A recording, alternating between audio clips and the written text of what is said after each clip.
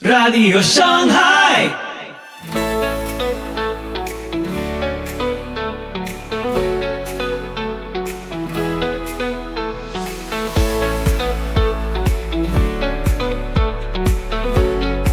Muy buenos días, tardes o noches.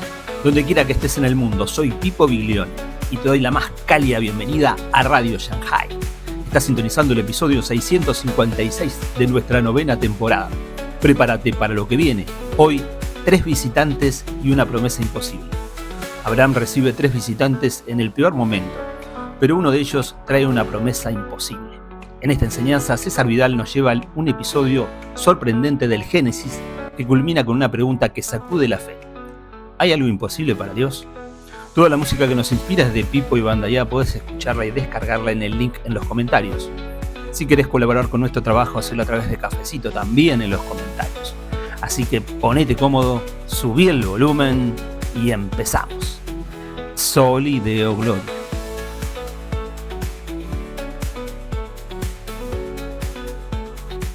La semana pasada terminamos la exposición del libro del Génesis precisamente cuando Dios señala cómo la señal del pacto con Abraham va a ser la circuncisión, y Abraham, que es un hombre muy mayor, y su hijo, que es apenas un adolescente, se circuncidan igual que el resto de la gente que vivía en la casa de Abraham. Y ahí nos quedamos.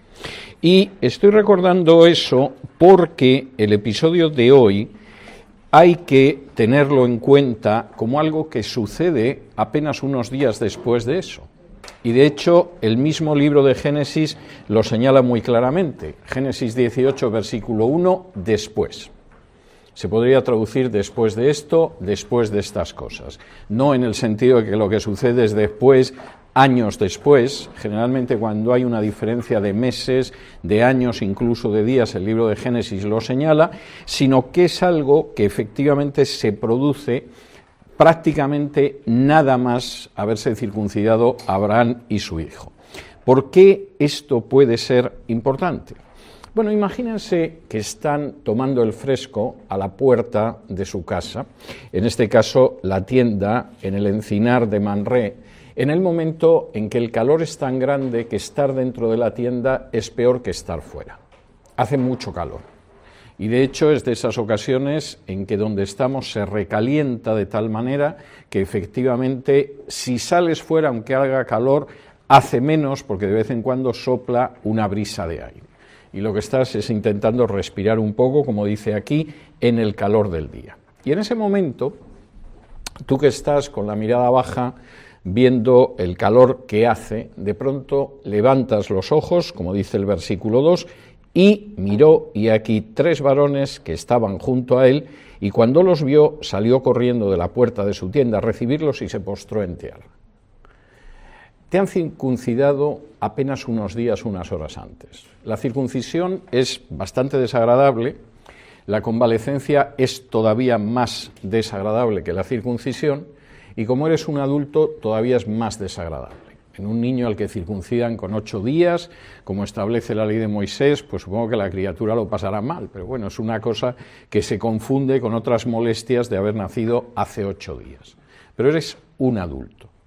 Y evidentemente, bueno, la persona que acaba de pasar por la circuncisión, tienes problemas para sentarte, porque es una zona que se hincha y que además se puede infectar. Aparte de que efectivamente tienes problemas para sentarte, te coloques como te coloques, la sensación es que tienes ahí una hinchazón incómoda, y en ese momento ves que aparecen unas personas en la línea del horizonte, 3 personas. Y seguramente lo que piensas es lo que me faltaba. O sea, aparte de la convalecencia de una operación que es dolorosa, en el que por supuesto en la época de Abraham, olvídate que le pusieran algún tipo de anestesia mientras lo circuncidaban, olvídate que después le dieran algún tipo de analgésico, porque no existían. Como mucho, en determinadas intervenciones quirúrgicas a la persona medio la emborrachaban, no para que le quitara el dolor, pero para que por lo menos estuviera algo aturdido y no sufriera tanto, pero estás en medio de la convalecencia y viene visita. Creo que todos nosotros sabemos la poca alegría que le da a uno cuando llega una visita inoportuna, por las razones que sean. La señora de la casa porque dice, tengo todo por medio y ahora tienen que venir a visitarme. El señor de la casa quizá porque está trabajando y lo que menos le apetece en ese momento es que le saquen de lo que está haciendo para atender a una visita que no ha tenido ni siquiera la cortesía de anunciarse y de decir que va. ¿Y qué hace Abraham? Pues la reacción de Abraham es verdaderamente notable, porque dice el versículo 2, y cuando los vio, salió corriendo de la puerta de su tienda a recibirlos y se postró en tierra. No una de las posturas más cómodas cuando te acaban de circuncidar. Adelanto. Y se postró en tierra. Y dijo, Señor, si ahora he hallado gracia en tus ojos, te ruego que no pases de tu siervo, que se traiga ahora un poco de agua y lavad vuestros pies y recostaos debajo de un árbol y traeré un bocado de pan y sustentad vuestro corazón y después pasaréis, pues por eso habéis pasado cerca de vuestro siervo. Lo que aparece aquí es todo un manual de hospitalidad. Abraham llega, se inclina ante los 3 recién llegados, es obvio que ve que uno es distinto de los otros 2, y de hecho se dirige especialmente a ese recién llegado, vamos a ver que porque es el mismo Jehová y los otros son 2 ángeles, e inmediatamente todo lo que dice Abraham es una muestra de una exquisita cortesía, de una delicadísima hospitalidad. Os ruego que no paséis de largo, no pases de tu siervo. Quedaos aquí, yo os voy a atender. Siguiente paso, tenéis que sentiros cómodos. Después de un camino, que además se hace a pie, primero tendréis los pies perdidos de suciedad y además tendréis sed. De manera que voy a ordenar que os traigan agua y que os podáis lavar los pies y luego recostáis debajo de un árbol, porque con el calor que hace a esta hora del día, el sitio donde se está mejor es a la sombra. De modo que eso espero. Y además os voy a traer algo para que podáis comer y para que recuperéis fuerzas, que sería la traducción en nuestro español actual de este sustentad vuestro corazón. Y después os podéis ir. Y lo tremendo es la última frase que pronuncia Abraham, porque habéis llegado aquí cerca para esto. Yo no os veo como una molestia, no os veo como la gente que viene a fastidiarme, a interrumpirme, a fregar el hecho de que en estos momentos estoy en una convalecencia difícil. Cuando estáis aquí es porque efectivamente aquí teníais que estar. Por eso habéis pasado por aquí cerca. Y como habéis pasado por aquí cerca, yo os voy a atender. Ahora, esto es una manera de ver los imprevistos muy distinta de la manera en que generalmente los vemos. De pronto te llega alguien que en absoluto esperabas y es molesto. Si encima tienes una jaqueca o no te encuentras bien o has dormido mal, ya era lo que te faltaba. O sea, encima aparecen estos pesados que no han tenido ni siquiera la educación de decir que vamos para ver qué hacemos, por ejemplo, desaparecer de casa y no tener que abrirles la puerta, y de pronto aparecen. Pero la disposición de Abraham es una disposición muy clara. Si están aquí, es porque tienen que pasar por aquí. Y si van a pasar por aquí, yo me voy a comportar como se supone que tiene que comportarse una persona hospitalaria. Llega hasta ellos, se muestra extraordinariamente cortés, se postra ante ellos y a continuación procura que se puedan lavar, que estén cómodos, que disfruten de algo de fresco debajo de la sombra y además que efectivamente tengan la comida. Abraham, que por supuesto es consciente de que eso es mucho trabajo para él, inmediatamente busca la colaboración, versículos del 6 al 8. Entonces Abraham fue deprisa a la tienda, a Sara, y le dijo, toma pronto 3 medidas de flor de harina y amasa y haz panes cocidos debajo del rescoldo. Y corrió Abraham a las vacas y tomó un becerro tierno y bueno y lo dio al criado y éste se dio prisa a prepararlo. Tomó también mantequilla y leche y el becerro que había preparado y lo puso delante de ellos y él se estuvo con ellos debajo del árbol y comieron. Ahora fíjense la manera en que aparece descrito en Génesis. Abraham fue deprisa. Y a continuación en el versículo 7, y corrió Abraham a las vacas. No estaba en la mejor disposición. Incluso cuando estás bien, tampoco estás para acelerarte deprisa ni para correr. Pero es efectivamente lo que hace Abraham. Primero va a ver a su mujer, que se ve que pensaba que dentro del calor de la tienda pues a lo mejor se estaba mejor que al fresco, no ha salido, está guardando su posición dentro de las formas de educación, de cortesía, de hospitalidad oriental. Hay señoras a las que les encanta meterse inmediatamente en cualquier cosa, no era el caso de Sara, mantiene una educada distancia y efectivamente Abraham va deprisa donde está y le dice, ponte a hacer pan. A esta gente hay que hacerle pan. Evidentemente no cabe el recurso de mandar a alguien al Safeway a que vaya a por pan, el pan lo tienes que hacer tú, de modo que echa mano de 3 medidas de harina, porque son 3, no 4 medidas, no 5, incluida tú o yo, 3 medidas de harina para ellos y haces unos panes debajo del rescoldo. Y efectivamente es una forma de hacer pan de trigo que todavía da buen resultado. Yo he tenido ocasión de verlo y de comerlo. Y a continuación va a las vacas y escoge precisamente un ternero tierno y bueno.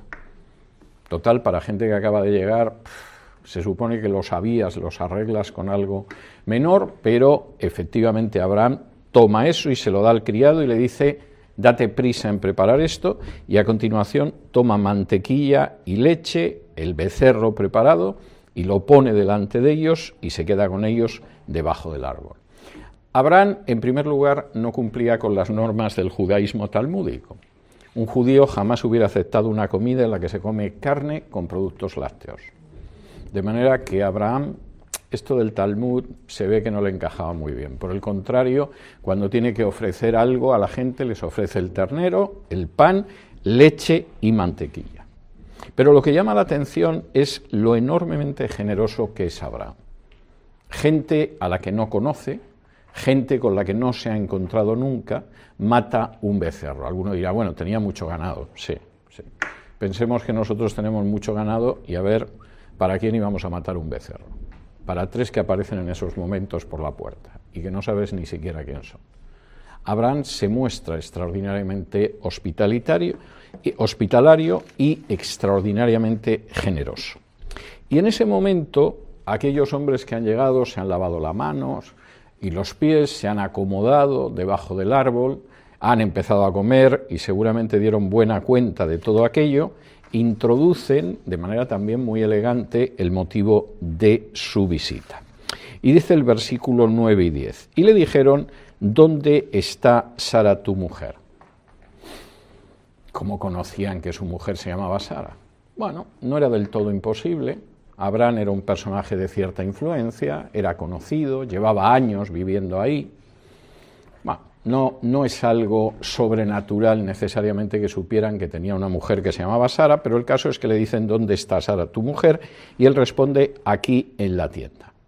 Y entonces uno de los 3 personajes le dice, versículo 10, entonces dijo, de cierto volveré a ti, y según el tiempo de la vida, he aquí que Sara, tu mujer, tendrá un hijo. Y evidentemente esto es algo inesperado hasta bastantes extremos. Aquí en la tienda. Bien, Abraham, que sepas que si hemos llegado aquí no es para comer ternero, que está bueno, pero no es la misión especial, no es para hacer un descanso en el camino, ni cosa parecida, es porque tenemos un mensaje. Yo voy a volver. De esto te lo digo con seguridad. De cierto voy a volver. Y según el tiempo de la vida, la expresión en hebreo es Kaet Hayá, en realidad habría que traducir el próximo año, esa sería una traducción mejor que el tiempo de la vida. Cuando venga, tu mujer va a tener un hijo. De modo que lo sepas, ¿eh? Lo que llevas esperando desde hace décadas, lo que tú has intentado junto con Sara conseguir por tus propios medios, teniendo un hijo de la esclava Agar que anda por ahí dando vueltas, etcétera, etcétera, que sepas que ahora es el tiempo. Ha llegado el tiempo, es el año que viene y tu mujer lo que va a tener es un hijo. Lo que has esperado durante tanto tiempo ha llegado. ¿Y qué sucede en ese momento? Pues que efectivamente los anuncios a veces son tan buenos que la reacción normal y humana es no creérselos. Llevamos tanto tiempo esperando que suceda algo, hemos orado tanto, el Señor parece que no nos ha escuchado durante tanto tiempo, que de pronto cuando te lo dicen, en vez de ponerte muy contento, lo que hay es una reacción de incredulidad. A estas horas. ¿Y esto por qué no ha sido antes? ¿Y por qué ha habido que esperar tanto? ¿Y qué me garantiza que esto va a suceder así? Y lo que dice el versículo 10, la parte final en adelante, muestra la reacción de Sara. Dice en el versículo 10 la parte final: y Sara escuchaba a la puerta de la tienda que estaba detrás de él. Se había acercado, habían empezado a hablar, seguramente oyó dónde está Sara tu mujer y dijo, caramba, están hablando de mí, de manera que se acercó hasta la puerta y seguía detrás de él, no había salido, estaba escuchando a la puerta. Y Abraham y Sara eran viejos, de edad avanzada, y a Sara le había cesado ya la costumbre de las mujeres. Se rió pues Sara entre sí, diciendo, ¿después que envejecido tendré deleite, siendo también mi señor ya viejo? Entonces Jehová dijo a Abraham, ¿por qué se ha reído Sara diciendo, será cierto que he de dar a luz siendo ya vieja? ¿Hay para Dios alguna cosa difícil? Al tiempo señalado volveré a ti, y según el tiempo de la vida, Sara tendrá un hijo. Entonces Sara negó diciendo, no me reí, porque tuvo miedo, y él dijo, no es así, sino que te has reído. Ahora fíjense en la escena, porque la escena está llena de detalles que son bastante importantes. Sara ha salido, se queda en la puerta, no se mete entre su esposo y los que han llegado, sino que está escuchando, y en el momento en el que está escuchando aquello, dado que Abraham y Sara eran viejos y que Sara ya no tenía la menstruación, no podía concebir. Cuando habla aquí de la costumbre de las mujeres, no está hablando de dedicarse a hablar mal de las vecinas o algo así, está hablando del ciclo de reproducción normal en una mujer que cesa en un momento determinado de la vida, en unas mujeres antes, en unas mujeres después, pero es un ciclo que se acaba. Y efectivamente a ella ese ciclo se le había acabado. Y cuando escucha al hombre, la primera reacción que le da es reírse, cosa que a veces nos pasa. De pronto escuchamos algo que es tan maravilloso que resulta que la reacción es reírte y decir, eso es imposible, es absurdo, no tiene ningún sentido. Lo que dice a continuación Sara, que se ha reído porque no se lo cree, es una pregunta, la típica pregunta que hacemos cuando no creemos algo, cuando no podemos aceptar algo, cuando algo nos parece imposible. Después que envejecido tendré deleite, siendo también mi señor ya viejo. Lo que aquí se traduce como tener deleite, en el hebreo es una expresión bastante más fuerte en un sentido sexual, pero bastante natural, porque en realidad la expresión es voy a volver a tener la piel húmeda. Y ya se pueden imaginar en qué parte del cuerpo de la mujer es donde Sara dice, ¿y eso se va a volver a humedecer? Pues ya tengo muchos años. Es curioso como dice aquí, vuelvo a tener deleite. A veces los traductores, para ser elegantes y no parecer que son groseros, acaban poniendo unas expresiones que se pierde la fuerza del original. Pero Sara está diciendo, pero si es imposible. Yo he envejecido, hay cosas que en un momento determinado se te pasan de la vida y no hay manera. Y si eres un niño y quieres tener un tren eléctrico y de pronto tienes ya 40 años, no seas tonto comprándote el tren eléctrico y poniéndolo en el salón de casa y poniéndote a jugar, porque ya se te pasó la edad del tren eléctrico o de ir en bicicleta o cosas de ese tipo. Y si resulta que eres una mujer que atravesó ya la etapa de la menopausia hace años, no tienes nada que hacer. Yo no me voy a volver a poner húmeda, la piel no se me va a humedecer. Expresión que es bastante significativa. Y fíjense al mismo tiempo lo que dice de su marido, siendo también mi señor ya viejo. El marido de Sara es mi señor. No el viejo este que llevo aguantando no sé cuántos años, anda que está este también, que si me pudiera yo quedar embarazada me iba a ser de mucho servicio. No, curiosamente Sara, que ha vivido muchas cosas con Abraham a lo largo de los años, ha tenido que dejar su país. y es muy posible que en Ur de los Caldeos estuviera muchísimo mejor que yendo con los camellos, con Abraham, por cualquier lado. Ha tenido que bajar a Egipto, y en Egipto ha tenido que ver cómo Abraham la colocaba de pantalla, a ver si aquí en Egipto progresamos, y a poco la acaba violando el faraón, y no sabemos cuántos de los soldados del faraón cuando la secuestran y se la llevan. Ha tenido que volver. Ha tenido que ver cómo su marido se mustiaba porque no tenía un hijo y estaba obsesionado con que si no tengo un hijo, aquí todo lo que tengo no va a servir de nada, va a pasar al mayordomo de Damasco, qué desgracia, hay otros hombres que tienen hijos, yo no tengo hijos, hasta tal punto que en un momento determinado Sara le dice, mira, vamos a cumplir con las leyes de Nusi permiten que tengas un hijo de una esclava mía, coge a la egipcia esa y ten el hijo que quieres. Ha tenido que soportar como en un momento determinado, dado a que confiado en la carne para que su marido tenga un hijo, en vez de confiar en las promesas de Dios, la esclava se queda embarazada. Y entonces la esclava, que hasta ese momento era tolerable, empieza a decir, mira, yo estoy embarazada, tú estás más seca que una piedra, Sara. Tú no vas a tener absolutamente nada, pero yo noto al niño que me da unas patadas, van a hacer un niño impresionante. Ha tenido que soportar cómo en medio de esa situación su carácter se agria y empieza a hacerle la vida difícil a la esclava. Y debió de darle bastante la lata a Abraham como para que Abraham le dijera, mira, haz lo que quieras con la esclava y déjame en paz, no me compliques más la vida.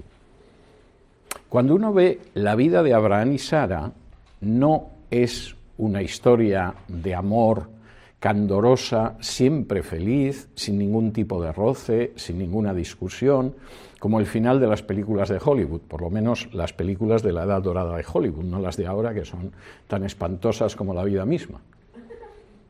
Realmente es así.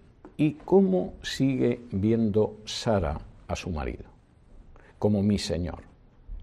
Es como lo ve, no es como se lo dice, porque claro, para de alguna manera soportar la armonía dentro de casa, el marido a lo mejor aborrece a su mujer o está bastante harto de ella y de todas formas la llama cariño, ¿no? En fin, no compliquemos las cosas a la hora del desayuno. O la mujer está bastante harta del marido, pero bueno, también le llama cariño, yo qué sé, estas cosas cariñosas que se dicen en las parejas, pero no se lo cree.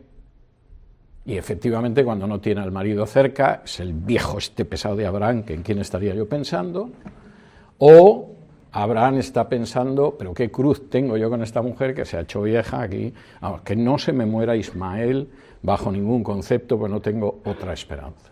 No, Sara sigue llamando a su marido mi Señor. Y es algo verdaderamente notable. Y no porque no hubiera problemas, y no porque no hubiera disensiones, y no porque no hubiera momentos amargos, sino porque efectivamente seguía considerando con respeto y con amor a su marido, lo cual es muy notable. Si me acompañan ustedes a la primera carta de Pedro,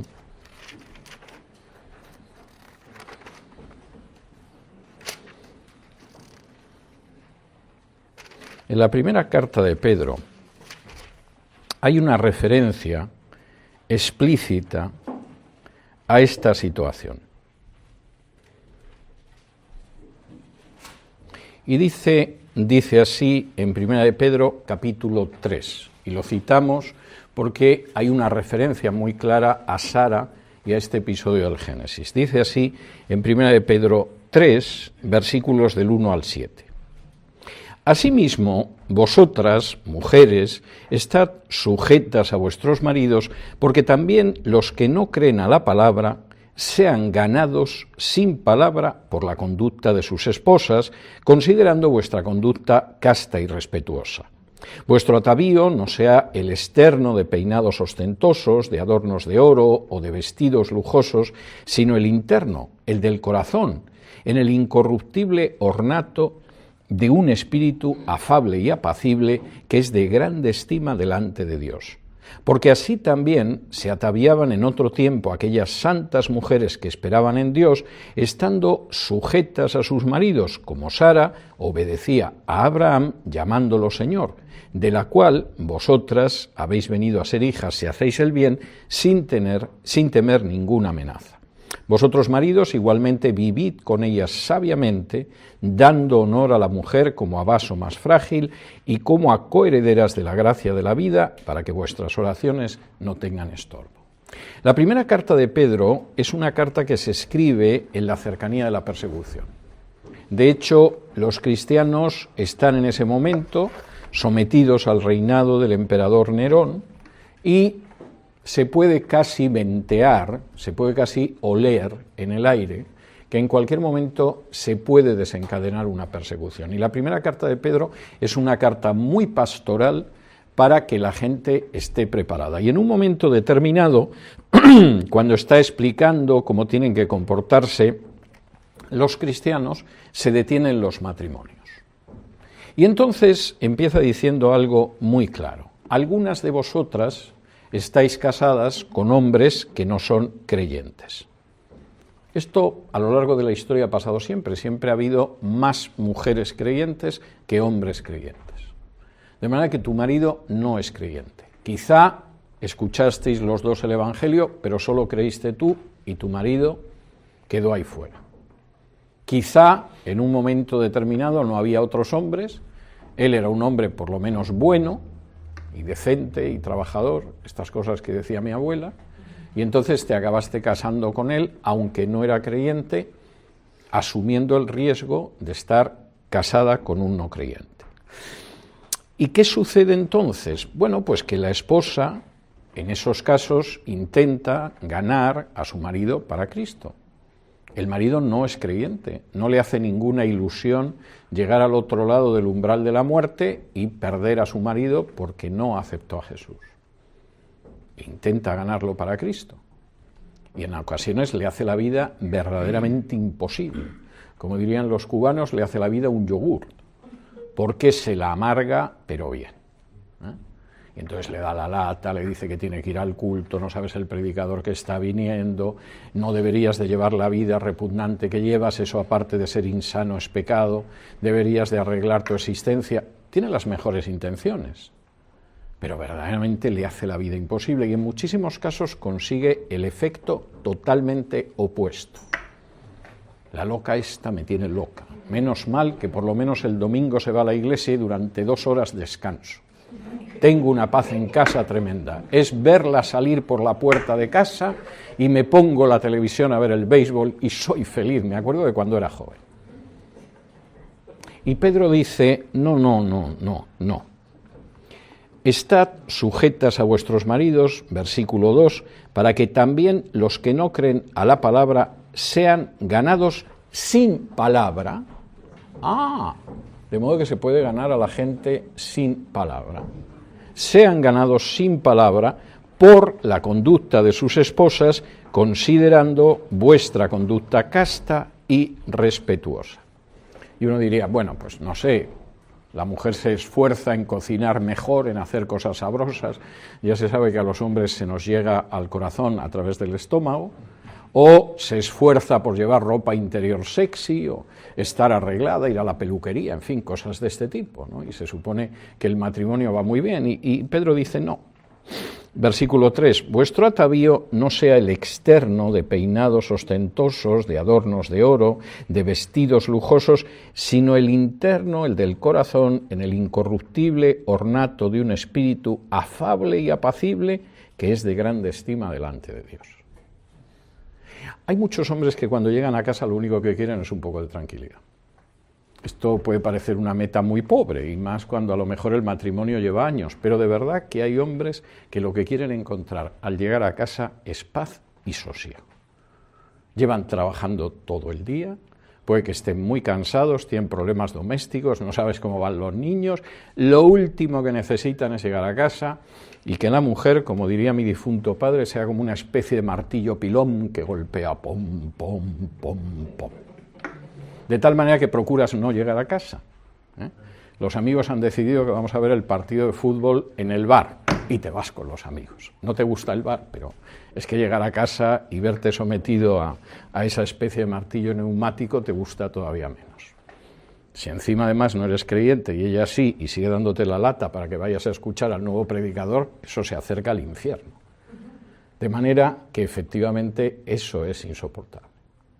En muchos casos eso es el inicio de la crisis matrimonial, porque las mujeres muchas veces piensan que cuanto más pesadas son, más insistentes son y más perseverantes son, van a quebrar lo que interpretan como la resistencia del marido. Y lo que consiguen es que el marido actúe como una tortuga. Cuando ve venir el peligro, se encierra en el caparazón y cada vez habla menos. Y al cabo de un tiempo no se habla. Y a lo mejor el marido piensa, pues no está tan mal después de todo, porque por lo menos algo de tranquilidad tengo. Fíjense en el calificativo de Pedro, afable y apacible. Lo que va a ganar a tu marido es si efectivamente eres una persona afable, no un erizo. Y además, si cuando estás tratando con él eres apacible, no un manojo de nervios que todavía le crea más ansiedad que la que tiene fuera de casa. Porque quiere llegar a casa y encontrarse una persona con la que comparte la vida que sea afable y apacible, no que todavía lo crispe más. Y en ese momento, cuando Pedro llega a eso, cita el ejemplo de Sara. Y dice en el versículo 5, porque así también se ataviaban en otro tiempo aquellas santas mujeres que esperaban en Dios, estando sujetas a sus maridos, como Sara obedecía a Abraham, llamándolo Señor, de la cual vosotras habéis venido a ser hijas si hacéis el bien, sin tener ninguna amenaza.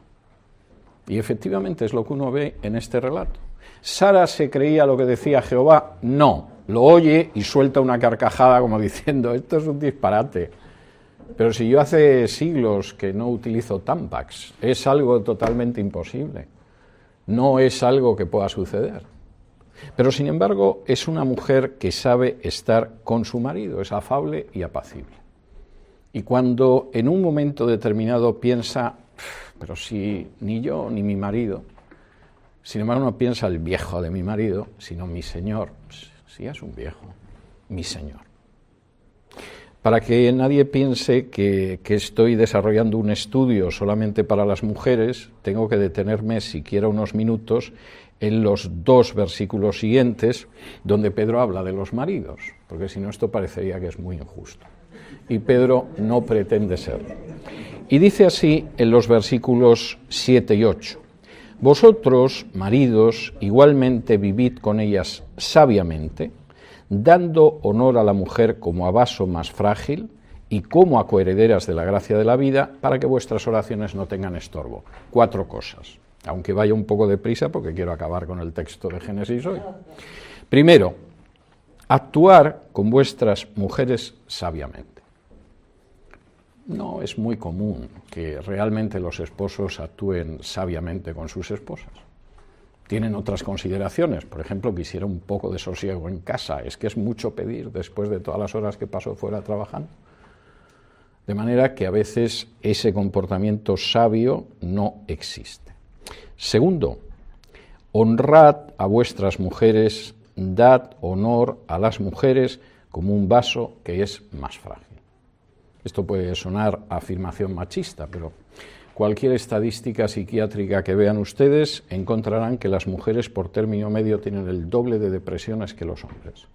Y por supuesto suelen consumir el doble de psicofármacos.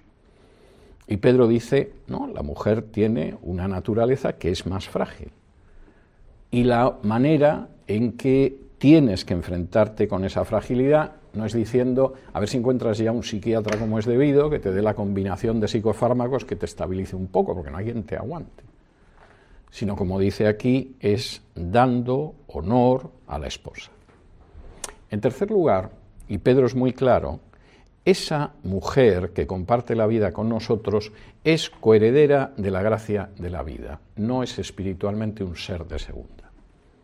No tienes ningún derecho a mirarla por encima del hombro. No tienes ningún derecho a pensar que es un ser de menos categoría espiritual. Es tan heredera de la gracia de Dios como tú lo eres. Y es tan heredera de la gracia de la vida como tú. No lo olvides.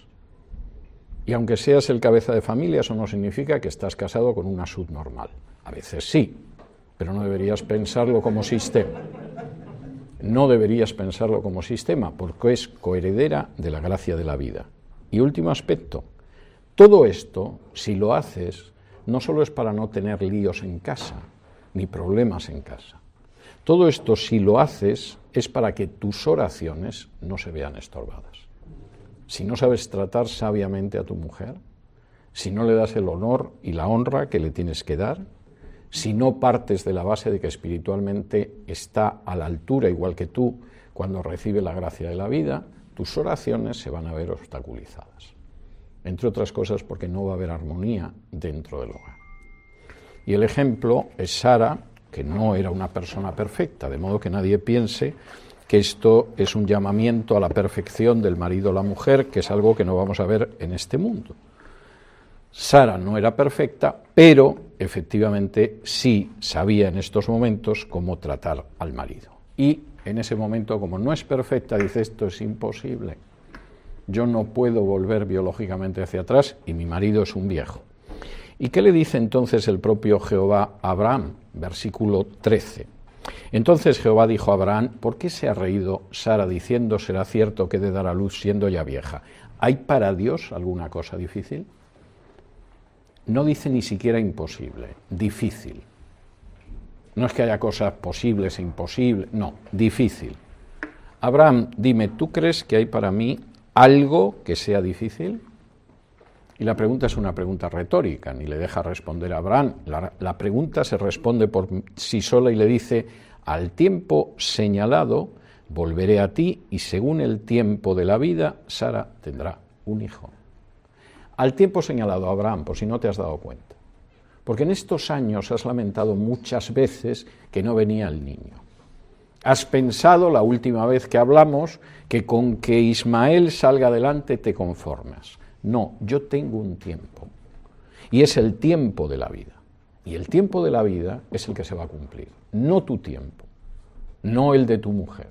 El tiempo señalado y el tiempo de la vida. Y cuando Sara oye esto, caramba, ¿quiénes son los visitantes? No es gente que va vendiendo enciclopedias casa por casa, ni los testigos de Jehová. Aquí hay algo que verdaderamente tiene mucha autoridad. Versículo 15, entonces Sara negó diciendo: no me reí. Y lo dijo porque tenía miedo. Porque aquello no parece que fuera un simple viajero. Y él dijo: no es así, sino que te has reído. Nunca engañamos a Dios con nuestras excusas. Y si alguien piensa que efectivamente en un momento determinado te has reído porque no crees algo, y de pronto Dios te dice: va a suceder, lo creas o no, entonces no es cuestión de decir: bueno, Señor, que no me has entendido bien, seguramente no me he expresado como me tenía que expresar. No, te has reído, reconócelo. No pretendas encima engañarme, es ridículo. No lo vas a conseguir, yo no soy la vecina. Soy el creador del mundo. Y es lo que sucede. Y entonces sucede un episodio que es tremendamente significativo. Dice el versículo 16: y los varones se levantaron de allí y miraron hacia Sodoma, y Abraham iba con ellos acompañándolos. Y Jehová, que era uno de los tres, dijo: ¿encubriré yo a Abraham lo que voy a hacer, habiendo de ser Abraham una nación grande y fuerte, y habiendo de ser benditas en él todas las naciones de la tierra? Porque yo sé que mandará a sus hijos y a su casa después de sí que guarden el camino de Jehová, haciendo justicia y juicio, para que haga venir Jehová sobre Abraham lo que ha hablado acerca de él. Entonces Jehová le dijo: por cuanto el clamor contra Sodoma y Gomorra se aumenta más y más, y el pecado de ellos se ha agravado en extremo, descenderé ahora y veré si han consumado su obra según el clamor que ha venido hasta mí, y si no, lo sabré. Y se apartaron de allí los varones y fueron hacia Sodoma, pero Abraham estaba aún delante de Jehová. La escena es fácil de visualizar. Los tres varones se levantan, Abraham no se despide en ese momento de ellos, ve que van tomando el camino de Sodoma y los acompaña. Y cuando van caminando, de estas maneras que hace el Señor cuando camina a nuestro lado, que parece que de pronto se le ocurre algo, pero está más que planificado, de pronto van los dos discípulos por el camino de Maús, Y aparece Jesús resucitado, les saluda, ¿y dónde vais?, etcétera, y dice, quédate con nosotros. Y dice, bueno, me voy a quedar. Cuando es algo que desde el principio sabe cómo va a discurrir, aquí pasa igual.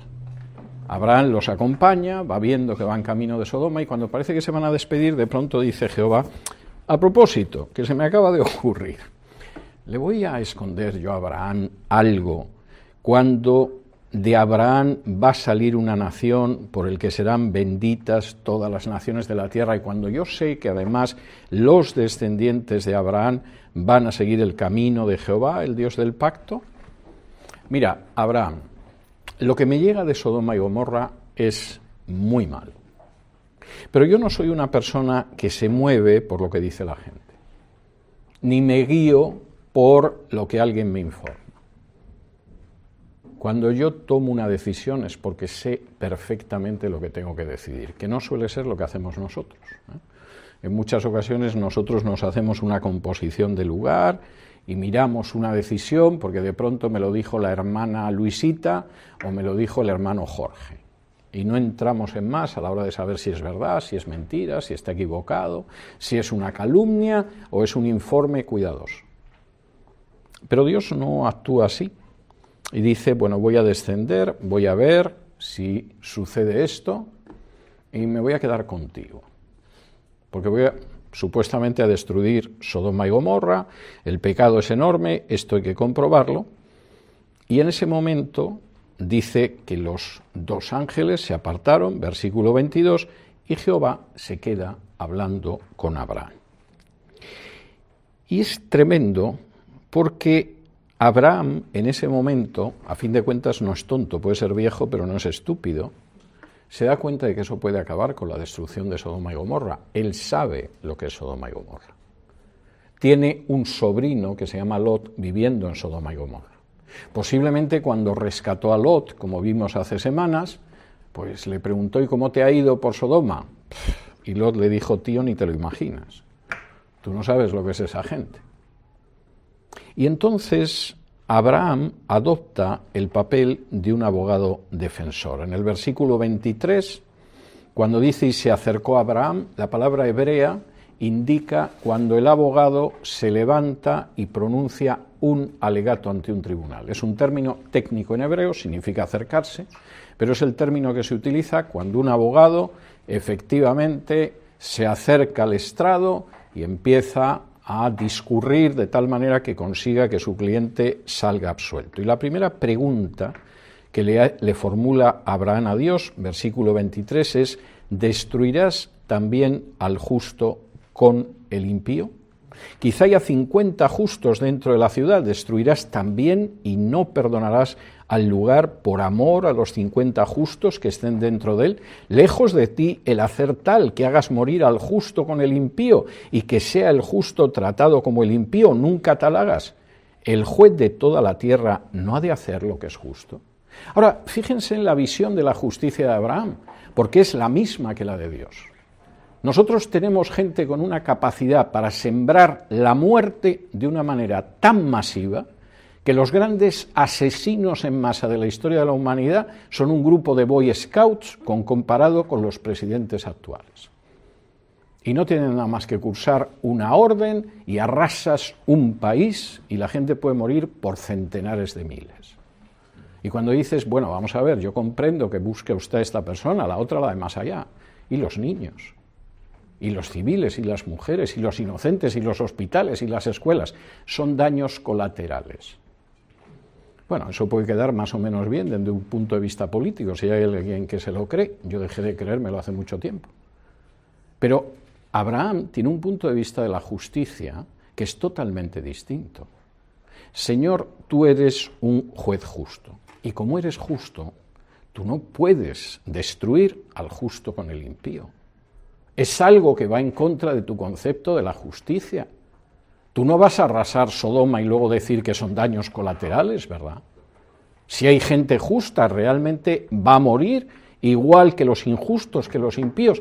Imagínate, Señor, que yo sé que es una ciudad grande, pero imagínate que hubiera solo 50 personas que efectivamente sean justas.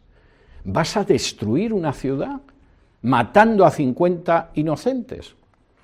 no 70.000, no 300.000. Hubo una secretaria de Estado en este país, gran asesina, que en un momento determinado le dijeron: en Irak han muerto más de 300.000 niños, ¿usted cree que mereció la pena? Niños. Y contestó: sí. Y lo que Abraham le dice en ese momento a Dios es: imagínate que solo hay 50, no digo más, porque yo sé lo que es esa ciudad, pero si realmente hay 50, ¿cómo vas a hacer morir a unos y a otros? Tú eres el juez de la tierra. ¿Y qué le responde Dios? Mira, los 50 son bajas colaterales, son daños colaterales, es totalmente irremediable, aquí va a caer fuego y azufre, oye, si les pilla, con el bien que vamos a hacer, librando a la humanidad de Sodoma y de Gomorra, los 50 justos no tienen importancia. No. Dios le dice en el versículo 26, entonces respondió Jehová: si hallare en Sodoma 50 justos dentro de la ciudad, perdonaré a todo este lugar por amor de ellos. Y Abraham se queda parado. Dice: a ver si he calculado yo demasiado justos y esto no va a funcionar. Versículo 27. Y Abraham replicó y dijo: he aquí, ahora que he comenzado a hablar a mi Señor, aunque soy polvo y ceniza. Quizá faltarán de 50 justos 5. Destruirás por aquellos 5 toda la ciudad. Mira, Señor, yo no pretendo ser más justo que tú, ni pretendo tener una visión más elevada que tú, ni pretendo competir contigo sobre los criterios de justicia. Yo soy polvo y ceniza, de mí no va a quedar nada más que polvo y ceniza. Pero vamos a suponer que no hay 50 y que solo hay 45, por una diferencia de 5, ¿vas a destruir a Sodoma y Gomorra? Y la respuesta de Dios dijo: no la destruiré si hallare allí 45. Versículo 29, volvió a hablarle y le dijo: quizás se hallarán allí 40. Y respondió: no lo haré por amor a los 40. Y dijo: no se enoje ahora mi señor si hablare. Quizás se hallaran allí 30. Y respondió: no lo haré si hallare 30. Y dijo: he aquí, ahora que he emprendido el hablar a mi señor, quizá con 20. No la destruiré, respondió, por amor de los 20. Y volvió a decir: no se enoje ahora mi señor si hablare solamente una vez, quizás se hallarán allí 10. No la destruiré, respondió, por amor a los 10.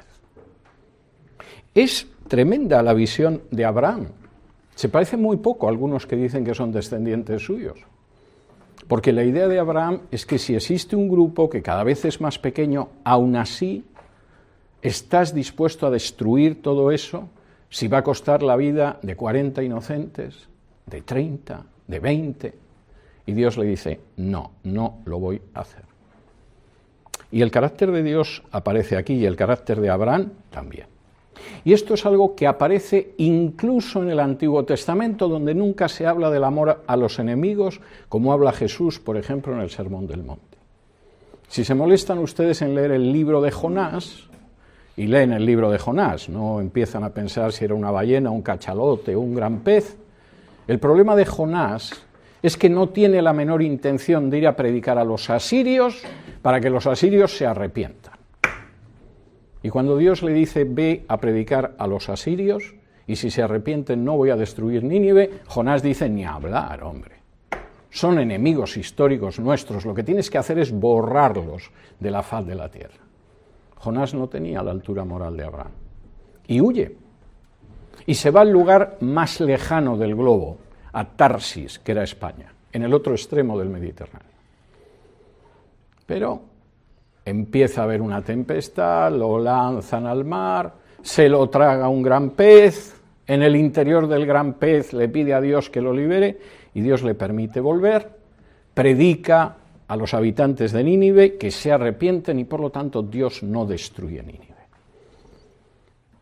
Y Jonás está que muerde y dice: yo ya sabía que tú eres así, Dios.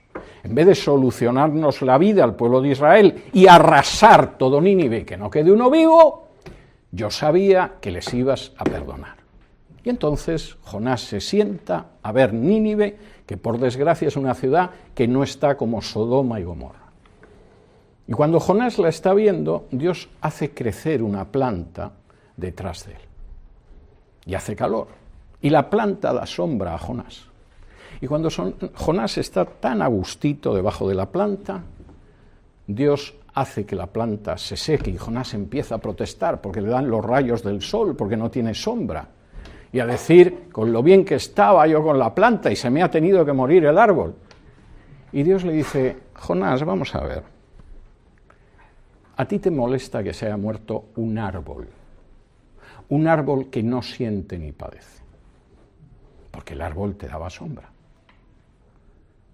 Y yo voy a acabar con toda una población de hombres, de mujeres, de niños, incluso de animales que sienten más que una planta, simplemente porque no te gustan los asirios. Y es lo mismo que vemos aquí. Dios no cree en las bajas colaterales. Dios no cree en el derramamiento de sangre indiscriminado, no cree en la muerte de justos e injustos. Y lo último que le dice a Jonás es, mira, si hay solo 10, no la destruiré. Este es el corazón de Dios. Luego hay otros que pueden colocar a Dios como excusa para actuar de una manera diabólica, pero el corazón de Dios está aquí y es el primer libro de la Biblia. No hay todavía la gran revelación del amor en la persona de Jesús. Y la forma en que Dios ve las cosas no es como los hombres. Y dice el versículo 33, y Jehová se fue luego que acabó de hablar a Abraham, y Abraham volvió a su lugar. Y es un final espléndido, porque esto es lo que tengo que decirte, Abraham, puedes estar seguro de que el juez de la tierra sí es justo. Puedes estar seguro de que el juez de la tierra no desea la destrucción. Puedes estar seguro de que el juez de la tierra no ve la destrucción como la solución de los problemas de la humanidad. Y aunque todavía no lo sabes, Abraham, el juez de la tierra que está hablando ahora contigo, en un momento determinado se encarnará, y no para ser un guerrero que acabe con los enemigos de tus descendientes, sino para morir en una cruz, condenado por alguno de tus descendientes como forma de redimir a la humanidad. Así es como Dios actúa. Y lamentablemente hay gente que lo pasa de largo, pero, como dice aquí, después del episodio, cada cual se fue a su lugar. Abraham regresó a la tienda y supongo que tendría una conversación muy interesante con esa mujer afable y apacible que era Sara, y Dios siguió al control de la historia. Nos quedan 2 minutos si tienen ustedes alguna pregunta. ¿Sí?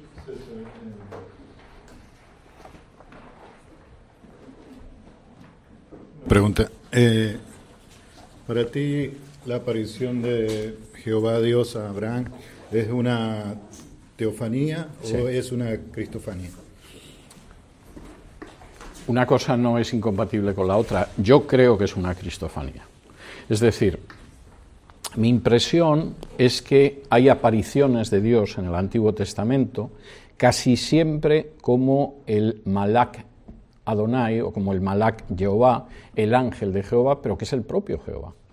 Y la persona que está enfrente se da cuenta de ello. Es más, el relato empieza hablando del ángel, etcétera, o de un varón, y en un momento determinado el propio relato te revela que ese varón es el propio Jehová. Aquí se ve con mucha claridad.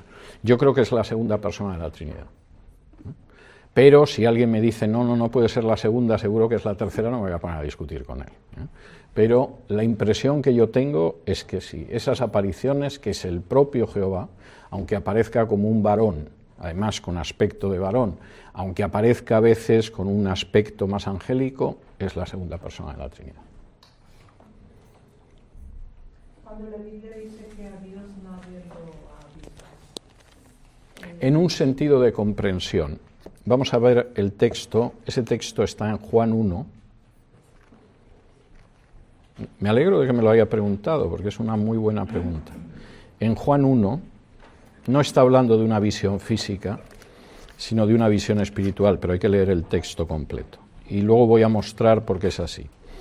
En Juan 1 y versículo 18, y siento que hoy acabamos los estudios del Evangelio de Juan, esto lo vimos hace meses. En Juan 1:18, vamos a leer desde el 17. Juan 1,17 dice: pues la ley por medio de Moisés fue dada, pero la gracia y la verdad vinieron por medio de Jesucristo. A Dios nadie lo vio jamás. El unigénito Hijo que está en el seno del Padre, Él lo ha dado a conocer. No es una referencia a una visión física, sino que es una referencia al hecho de que no hemos podido abarcar nunca a Dios, y de no ser por la revelación de su Hijo, realmente no lo entenderíamos. ¿Y por qué digo yo esto? Es que en algún momento la Biblia dice que físicamente alguien ha visto a Dios. Pues sí, lo dice. Si vamos al libro de Isaías, capítulo 6, dice así en el versículo del 1 en adelante. Isaías 6, del 1 en adelante. Dice: en el año que murió el rey Uzías, vi yo al Señor sentado sobre un trono alto y sublime, y sus faldas llenaban el templo. Por encima de él había serafines, cada uno tenía 6 alas, con 2 cubrían sus rostros, con 2 cubrían sus pies, y con 2 volaban. Y el uno al otro daba voces diciendo: Santo, Santo, Santo, Jehová de los ejércitos, toda la tierra está llena de su gloria. Y los quiciales de las puertas se estremecieron con la voz del que clamaba, y la casa se llenó de humo. Entonces dije: ay de mí que soy muerto, porque siendo hombre inmundo de labios y habitando en medio de pueblo que tiene labios inmundos, han visto mis ojos al Rey Jehová de los ejércitos. Si hay algunos episodios en el Antiguo Testamento donde efectivamente se ve a Dios, hasta donde Dios se manifiesta, pero sí se ve, y se ve corporalmente. La referencia en Juan 18 es sobre todo una referencia a la comprensión espiritual. Nadie ha abarcado a Dios. Y de hecho, sin embargo, si conocemos a Dios de esa manera, es porque Jesús nos lo ha revelado. En una ocasión dice Jehová, en otra ocasión dice el ángel de Jehová. El ángel de Jehová, en realidad en hebreo es Jehová. Vamos a ver, nosotros traducimos el ángel de Jehová, pero no es realmente una traducción correcta. El término en hebreo es Malach Jehová, que es ángel, el ángel Jehová, habría que traducirlo. Y ángel no significa nada más que enviado. Nosotros lo asociamos con un ser con alitas y todo lo demás, pero la palabra ángel es una palabra tanto en hebreo como en griego que no significa nada más que enviado. Y de hecho hay veces en que cuando estás leyendo el texto en griego o en hebreo no sabes si está hablando de lo que nosotros llamamos ángeles o estás hablando simplemente de una persona enviada. Hay veces que no está claro en el texto cuando lo lees porque es la misma palabra. Y ahí efectivamente está hablando de Jehová enviado y que efectivamente se presenta como Jehová. Es decir, aparecen 3, 2 se van, se queda 1 y Abraham se da cuenta de que es Jehová, porque ya le ha empezado a decir: cuando vuelva dentro de un año vas a tener un hijo, etcétera. Abraham lo ha captado. Por si nosotros, que somos más torpes que Abraham, no lo hemos captado, el texto de Génesis un poco más abajo le dice: Jehová le dijo, ¿cómo no te voy a mostrar esto?, etcétera. Es decir, estamos hablando de una teofanía que, como decía muy bien Tanaka, seguramente es una cristofanía. Y si me disculpa una pregunta más. Sí. Luego le cobrarán por las preguntas. Veo aquí, ¿verdad?, que Abraham ofrece comida. Bueno, uno de ellos dice que era especial. Se entiende que era Dios. Sí. Porque él se postra. Un ángel no recibe adoración. Vemos en Apocalipsis.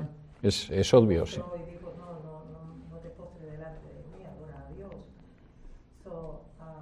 ¿Cómo es que ellos pueden comer si son espíritus?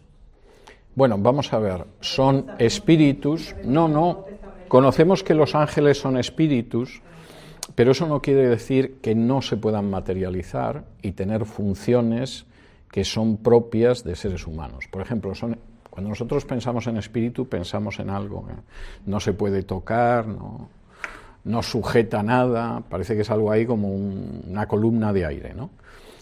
Pero esos seres que son espirituales desarrollan funciones materiales en ocasiones. Por ejemplo, entregan un rollo escrito a alguien.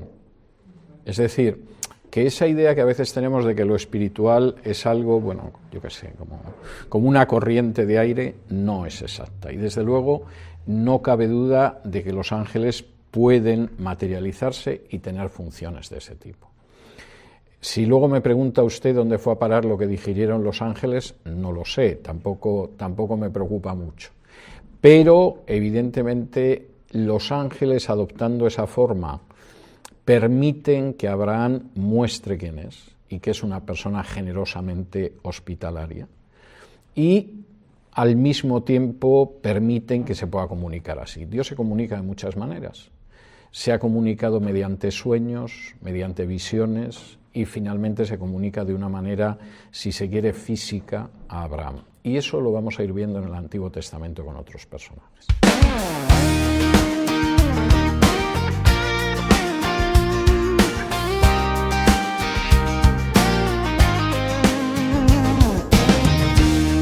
Mil lenguas para alabar, mi gran Redentor Señor, las glorias de su majestad, los triunfos de su amor. Jesús, el nombre que da paz, rompe la esclavitud. Su amor, su gracia y su poder disipan la inquietud. Mi gran maestro y mi Dios, ayúdame a cantar, a esparcir por doquier el honor de tu nombre sin par. Él rompe el poder del mal, del pecado y su prisión. La sangre de Jesús limpió mi alma del turbión.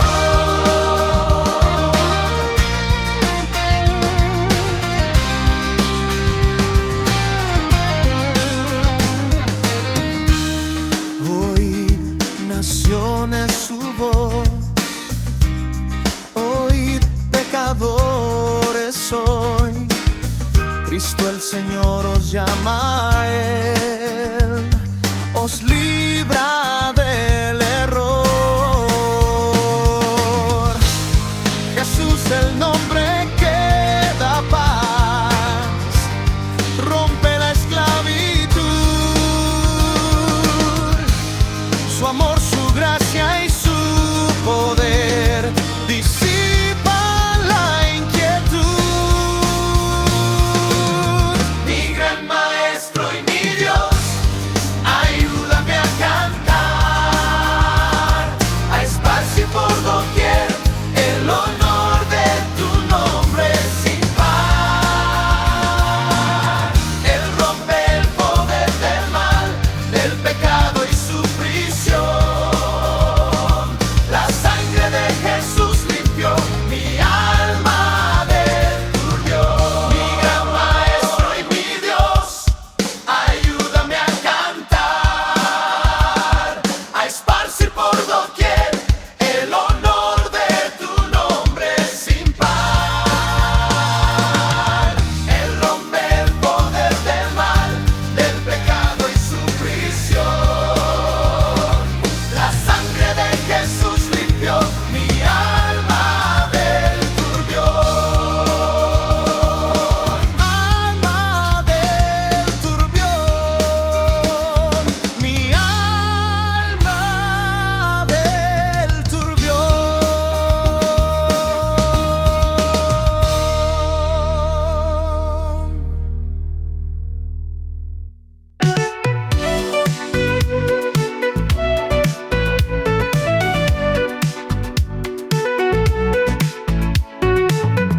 Gracias por acompañarnos en este episodio de Radio Shanghai. Tu apoyo nos ayuda a seguir conectando el mundo de hoy con los principios eternos.